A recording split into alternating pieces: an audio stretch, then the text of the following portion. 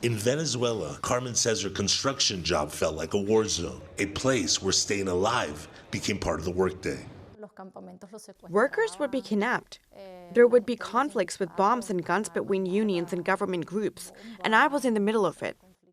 Carmen fled to the U.S., started a family, and qualified for the Venezuelan TPS program, allowing her to live and work legally. But when President Donald Trump ended those protections, she instantly fell out of status and now fears being detained by ICE.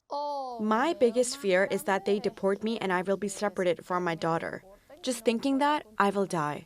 The end of TPS comes as the U.S. considers possible military action against Venezuelan President Nicolas Maduro's government. The administration has already destroyed boats in the Caribbean and Pacific, saying they were being used for drug trafficking. Nearly 8 million people have fled Venezuela since 2014, the largest migration crisis in Latin American history.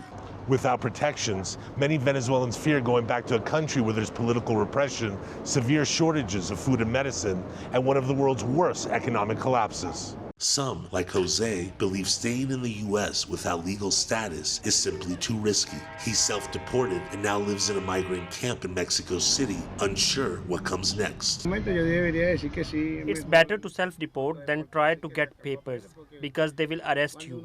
I would rather just self-deport, because if you don't, you will be mistreated and sent to El Salvador or to some other country you don't. Advocacy groups say fear is rising within the Venezuelan community. People worry that immigration enforcement could happen at any moment. There's anxiety and fear.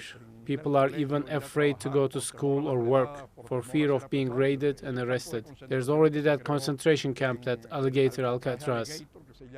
More than 100 Democratic lawmakers have joined a court challenge to reverse the TPS termination, warning it will disrupt families nationwide. Advocates say Venezuelans now face a difficult choice: risk deportation in the U.S. or return to a country many consider unsafe. Markovits, TRT World, Los Angeles, California.